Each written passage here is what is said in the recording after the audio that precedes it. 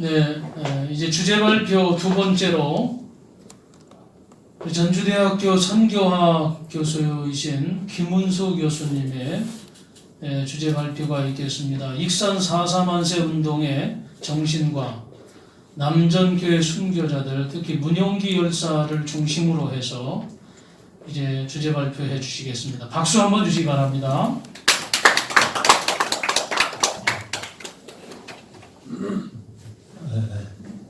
반갑습니다.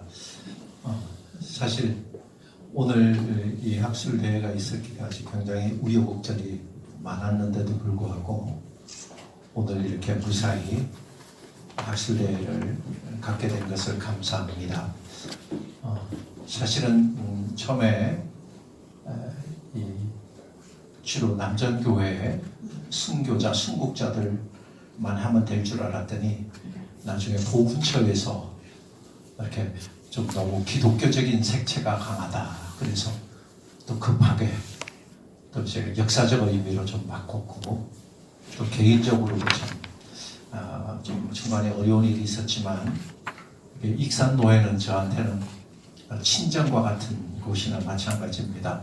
이렇게 자주 우리 전영철 목사님이 자주 저를 초대해 주시고 우리 조영주 목사님은 제가 전주로 이사 올 때 저를 도와주시던 분인데 벌써 노회장님이 되셨고 우리 김현태 목사님은 여전히 이제 실무를 맡아서 이렇게 애를 써주시는데 우리 마침 제가 존경하는 우리 주명준 교수님 우리 이 호남 특별히 전북의 이 기독교 역사에 대해서는 아주 대가이시고 제가 우리 주 교수님 자료를 보고 많이 공부를 했는데 저보고 또 해달라고 해서 저는 그냥 몇 가지 정리를 제 관점에서 좀 하게 됐습니다.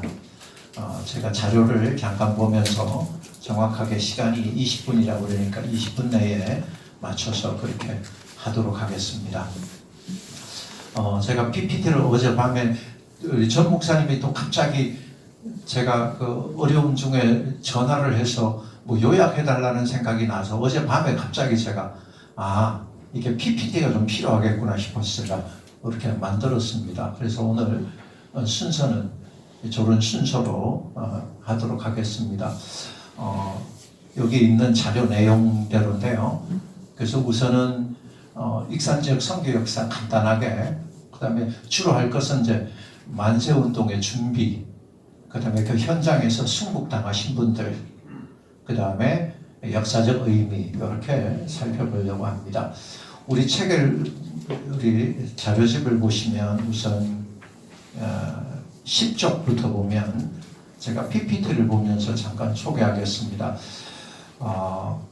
사실 이 익산 지역은 군산 선교부가 전주 선교부와 거의 같은 시기에 만들어졌습니다. 그 말은 여러분이 알듯이 1893년에 이게 전주 선교부를 시작을 했지만 곧바로 동학이 일어났기 때문에 다 철수를 했다가 동학 이후에 다시 오면서 선교부를 군산에 두게 됩니다.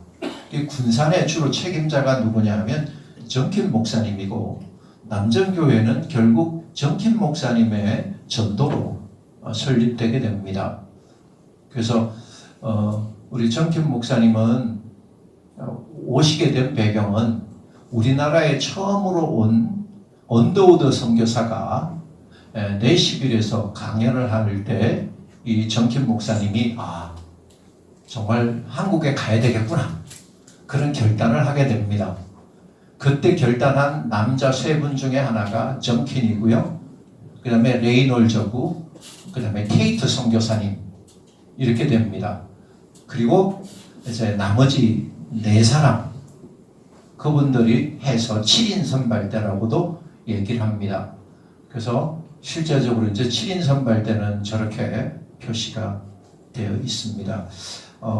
다시 한번 여러분이 역사를 이렇게 다시 회고한 게 되고요.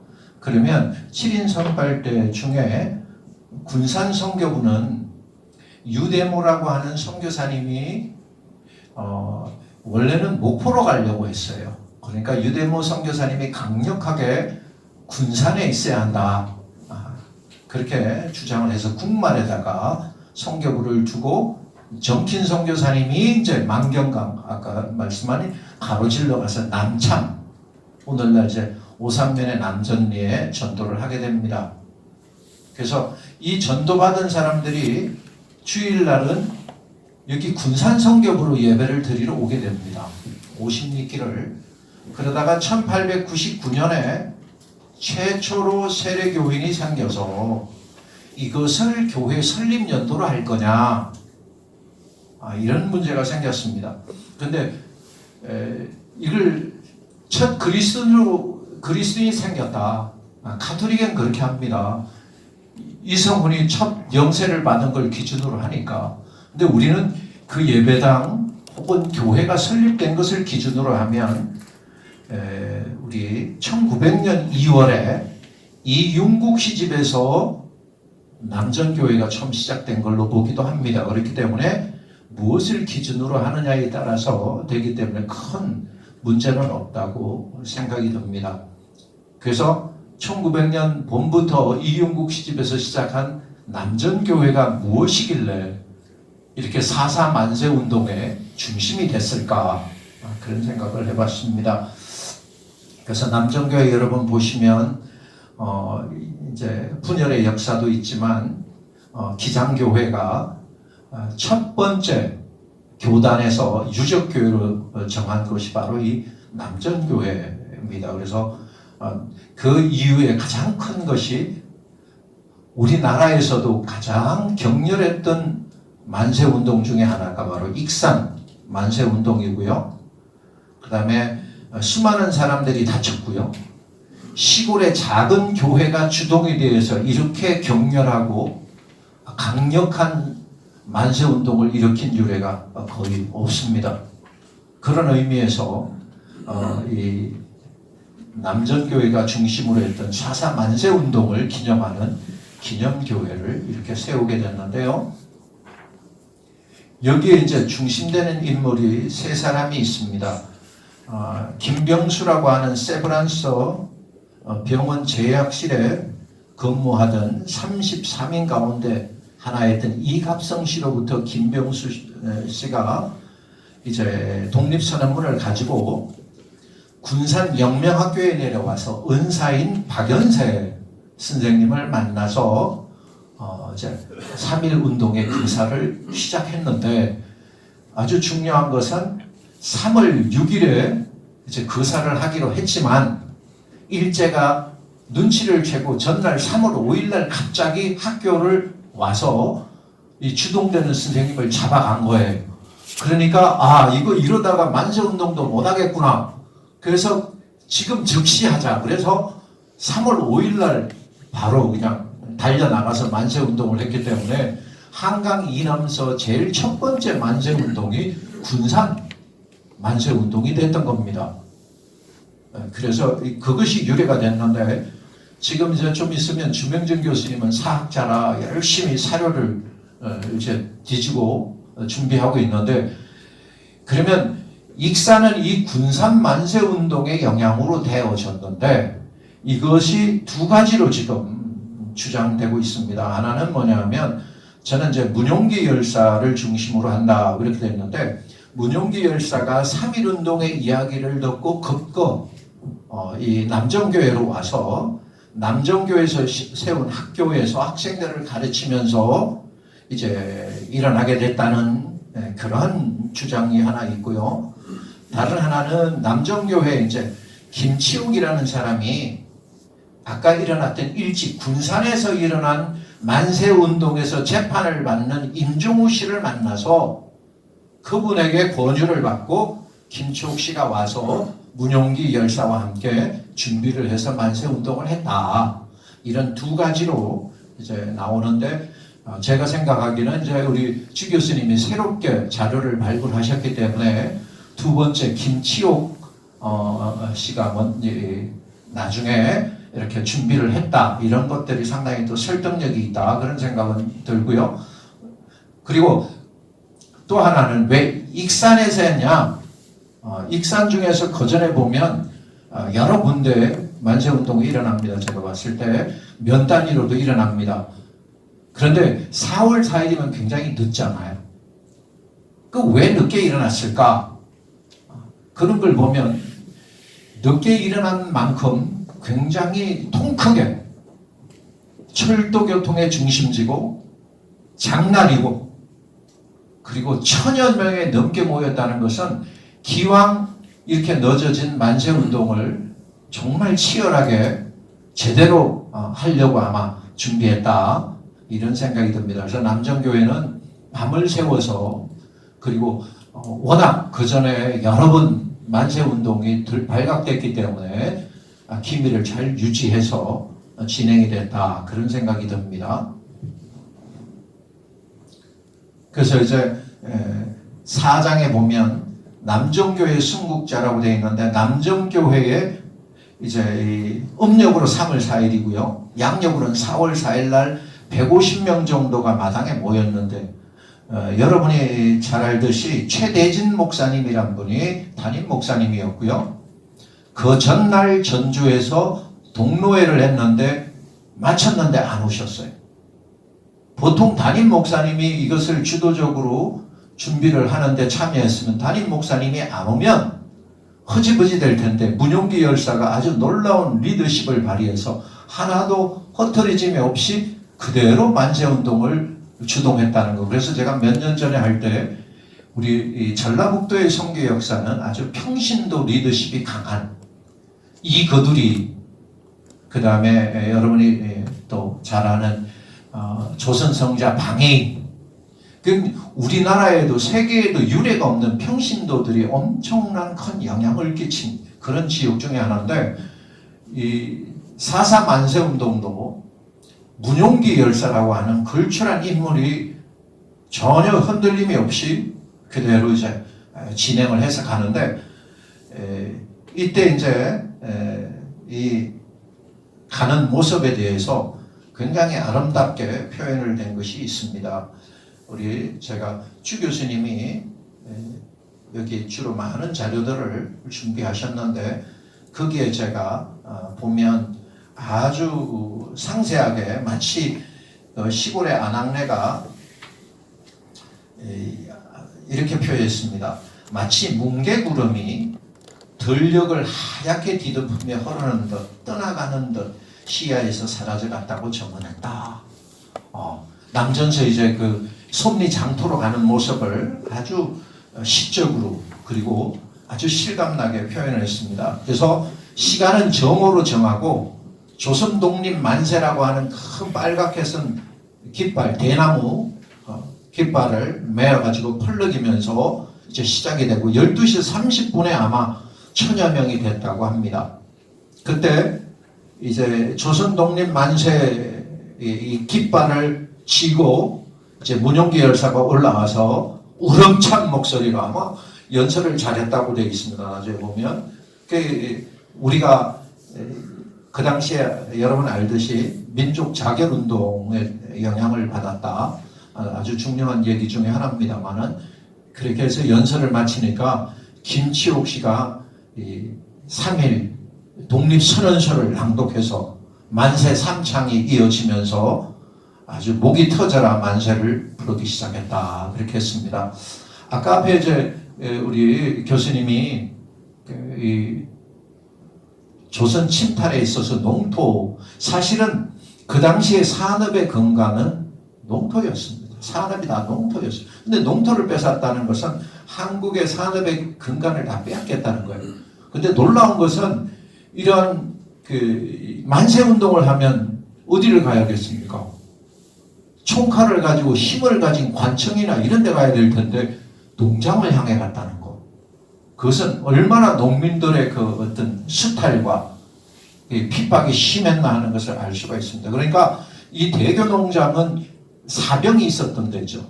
그러니까 담벼락을 4대로 삼아서 그리고 일반 이 농장 인부들을 동원해 가지고 창검과 총, 곤봉, 갈고리로 그냥 막 이렇게 만세하는 사람을 진압하려니까 안 되는 거죠. 1000여 명이 넘는 엄청난.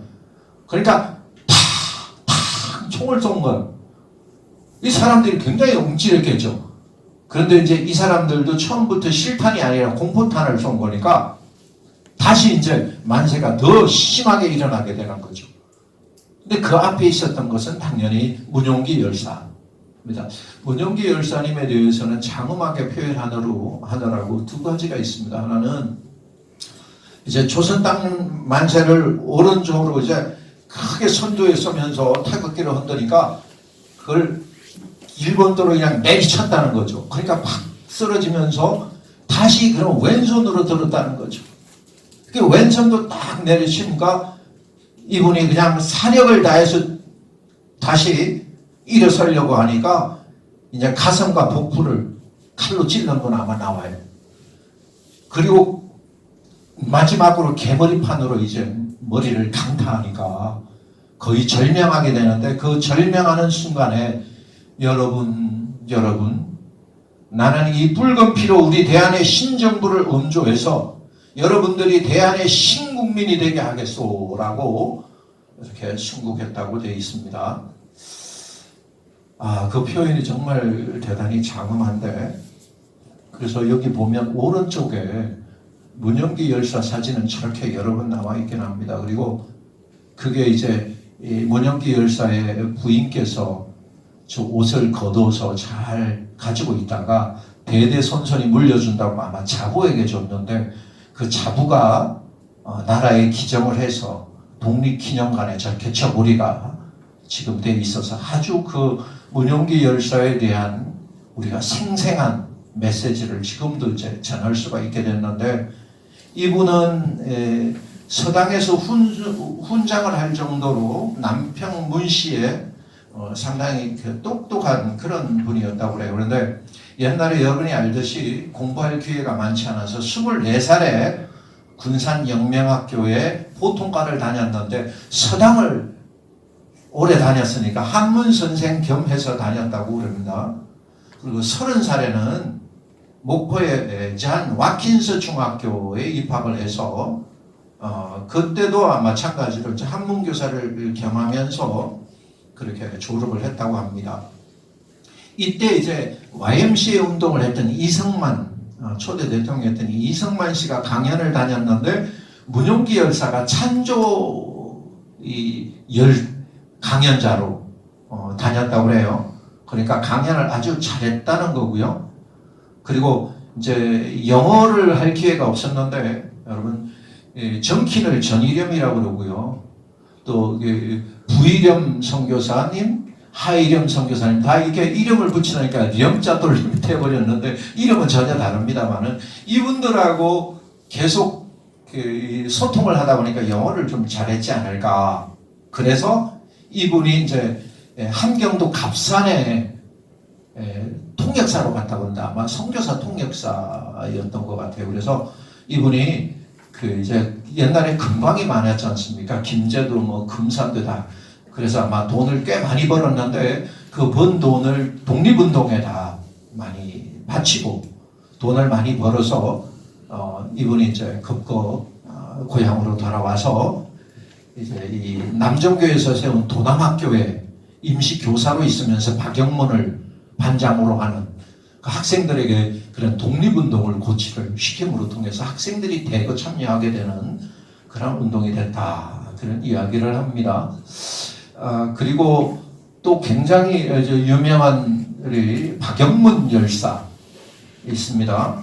16살의 박영문 열사인데 사실은 사진을 아무리 다 뒤져도 없습니다. 그래서 여기 비석에 보면 남정교회 세 분의 열사 있습니다. 여기 보면 박영문, 문용기, 장경춘 이렇게 있는데 사진은 문용기 열사만 있고 두 분 사진은 전혀 없습니다. 그 사진 넣으려고 여기 빈칸 비워놨죠. 그걸 보시면 아는데 문용기는 16살에 이렇게 선두에 서서 정말 그 서성이 쓰러지는 걸 보고 박영문은 그냥 뭐 이것저것 볼 것 없이 큰 소리로 아주 대한독립만사를 외치고 또 이제 일본 그 사람들이 복부를 총금으로 찔렀는데 마지막에도 3번이나 크게 대한 독립 만세를 3번 외쳤다고 그럽니다. 그런데 이제 부이름 선교사님이 여기 자료를 보니까 상세히 이렇게 한 젊은이 영맨이라고 되어 있는데 이분의 그 순국 장면이 굉장히 그 장엄해서 이게 문용기 열사와 이렇게 혼동되는 경우도 있지만 그러진 않다. 그래서 어릴 때부터 뱃속에서 교회를 다녔고요. 예의 바르고 총명해서 우수한 성적으로 매년 반장을 할 정도로, 그리고 14살 때 최대진 목사님에게 세례를 받고 1919년 졸업반일 때 문용기 열사를 만나서 이렇게 독립운동에 참여했는데 얼마나 적극적이었는지, 보통 이런 위험한 일들에는 가족을 안 끌어들이죠. 그런데 동생 박영건이를 설득해서 만세운동에 같이 참여한 걸 보면 박영국 열사의 아주 그 뛰어난 점을 알 수가 있고, 장경춘은 여러분이 잘 알지만 아주 김내원 씨라고 하는 그 당시 이 남창의 가장 부자였던 집에 머섬으로, 머섬이란 것은 뭐 노예나 이런 종은 아닙니다. 저도 어릴 때 아버님이 자비량 목회를 하셔서 머섬들이었는데 그거는 연봉을 정합니다. 세경 나라 20말 이렇게 했기 때문에 이거는 취직입니다. 그리고 우리나라 장로교회가 갈라지기 전에 3번이나 총회장을 했던 분이 이자익 목사님, 그분도 여러분이 잘 알듯이 그 머섬으로 금상교회에 취직을 해서 여러분 잘 아는 이 조덕삼 장로님이 했던 거 보면 이분은 상당히 의식이 있었던 일꾼이었고요. 남정교회에 교인으로 참여했고, 한 사람 또 교인이 있습니다. 방도현 열사라고요. 이분은 이제 대장리교회 교인이라는 게 밝혀졌고요. 그래서 이 남정교회와 가까우니까 미리 충분하게 의논을 하지 않았을까, 그런 생각을 합니다. 자, 마지막으로 이제 제가 3.1운동의 역사적 의미를 얘기하라고 하는데 이거는 제가 원래 앞에서 쭉 했던 맥락하고는 조금 다릅니다. 여기 보훈처에서 오셨나요? 보훈처에서도 그런데 보훈처에서 이게 지원을 해서 내가 조금 종교적인 색채를 빼고 독립과 저항 정신이라고 얘기했습니다. 문용기 열사의 독립과 저항 정신을 제가 여기 간단하게, 시간이 거의 됐기 때문에 한 1분씩만 세 파트를 소개하겠습니다. 평남에 강서교회가 있는데요. 이 강서교회는 아주 격렬하기로 유명한 그러한 독립운동이었는데, 이 총칼을 들고 진압을 하니까 이 만세운동 하던 사람이 총칼을 뺏어가지고 일본 경찰 3명을 죽여버렸어요. 그래서 많은 피해를 도리어 나중에 받긴 했지만 그 정도로 이 익산운동이 아주 격렬했고요. 남전에는 동양척식회사의 준말인 동척이란 마을도 있고 외촌이란 마을도 있습니다. 그 정도로 했는데, 그래서 저항운동 중에 저는 독립을 위한 저항운동이었다. 역사의식이 제대로 선 도남학교 이런 것들. 두 번째는 기독교의 저항운동이었다. 저는 그렇게 생각을 합니다. 기독교에서는 우리가 잘 알듯이 전국적인 교회 조직이 있었고요. 그 당시에 그 총회에서 보고한 내용을 보면 이 남정교회의 피해 이런 것들을 상세히 나와 있습니다. 마지막으로는 농민의 저항운동. 앞에서 우리 했던 한 교수님이 농민들의 그 저항이 굉장히 격렬했고요. 농장을 타켓으로 했다는 걸 우리가 볼 수가 있습니다. 두 번째는 정의와 역사의식이라고 할 수 있는데요. 사실은 민족 자결주의는요, 윌슨 대통령이 패전국가, 1차 대전의 패전국가들 보고 니네들 패전국가의 속국으로 있지 말고 독립해라 이 말이었고, 성전국가들은 하나도 독립 안 시켜줬습니다. 그러니까 일본이 1차 대전은 성전국에 속했기 때문에 우리나라에는 가능성이 전혀 없음에도 불구하고 우리는 3.1운동을 일으켰다는 것은 대단한 저항정신이고 역사의식과 이로 통한, 제가 봤을 때 정의의식이 아주 강했다. 저는 그렇게 생각을 합니다. 그래서 제가 그에 대한 내용은 상세하게 소개를 할 수가 없어서 제가 선교 역사를 보는 교회사인데 선교 역사를 보는 교회사에 이런 내용들을 제가 좀 실었고요. 그리고 요즘 20세기에 와서 세계교회협의는요, 정의, 평화, 창조, 보전의 운동이다. JPIC라고 해서 그런 운동을 일으키고 있는데 저는 이미 4.4 만세운동이 이러한 선구적 운동이었기 때문에 남정교회가 밀립학교인 도남학교를 세웠고요. 그리고 이로 통해서 이들은 독립과 이러한 정의 의식을 키웠다고 생각합니다. 그래서 총독부는요, 이게 예배들 더 이상 못 드리게 했고요. 성경도 못 배우게 했습니다. 그럼에도 불구하고 그냥 온갖 손해를 감수하면서 이들이 신앙을 가르쳤다 하는 것을 우리가 알 수가 있습니다. 마지막으로 여러분들에게 전북의 종교 간의 협력 정신을 얘기하고 싶습니다. 지난해에 내가 원광대학교에 갔었는데 아주 이것은 특별한 얘기입니다. 무슨 얘기냐면 한국의 모악산은 한국 종교의 본산입니다. 그 말은 이 모악산 아래에 여러분이 동학이 일어난 거 아시죠? 동학이 최재우 교조의 신원운동이 1919년까지 이어졌습니다. 억울하게 죽었다는 거죠. 최시형도 그 신원운동을 펼치다가 그대로 죽었고요. 그 다음 사실은 1905년 손병희가 이 천도교로 바꿨습니다. 그러니까 전국적인 조직을 갖고 있었던 겁니다. 이 동학에 참여한 사람이 누구냐 하면 강일순입니다. 강정사는 저 청주병력까지 따라간 사람인데 야 이게 힘이 굉장하구나. 이걸 종교적인 힘으로 바꾸려고 했던 사람이 강정산입니다. 근데 자기가 이 39살에 앉아서 순도를 했지만 그게 어디냐? 모악산에 보면 대원사라고 있습니다. 그 대웅전 옆에 칠성각이 있어요. 그 대웅전 옆에 칠성각이나 삼성각이 올 수가 없습니다. 불교의 법도에. 그런데 거기는 칠성각이 옆에 있는데 그 강정산이 죽고 나니까 후손들이 정상교로 붙인 겁니다. 그 정상교의 일파가 대순진리회고요.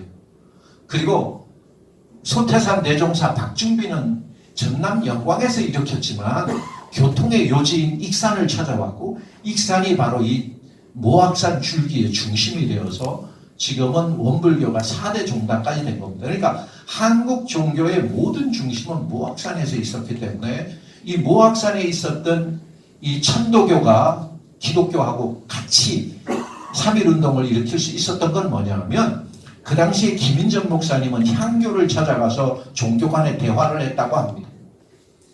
제가 비유종교학을 공부하는데 거기에 보면 그 당시 때는 천도교와도 협력을 많이 했고 우리 교부들도요 다른 종교 만나는 걸 두려워하지 않았습니다. 너무 교조적이고 근본주의 신앙을 하다가 타 종교를 다 무시해서 그렇지 이런 좋은 일들에 우리가 협력하는 그러한 정신이 한국에 특별히 전라북도에는 한국 종교의 본산이기 때문에 그런 정신이 있었다는 겁니다. 그리고 제가 얘기하는 에큐메니컬 정신이라고 합니다. 보면 오이쿠메네라고 하는 헬라어는 에큐메니칼이라는 거죠. 이건 지금은 교파 의식을 넘는다는 건데 세계적인 니케아, 콘스탄티노플, 칼케톤 이런 전 세계 교회 총회를 에큐메니칼 카운실이라고 얘기합니다.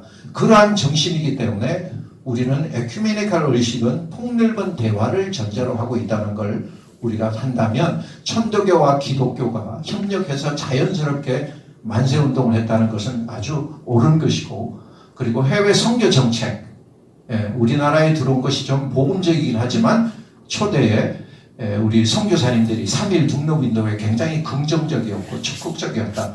이런 것들은 가톨릭과 달리 개신교회의 좋은 전통이라고 제가 생각을 합니다. 그래서 역사적 의미는 저희 신학에서 나오는 거기 때문에 제 책을 이렇게 참고로 해서 마무리 지었습니다. 감사합니다.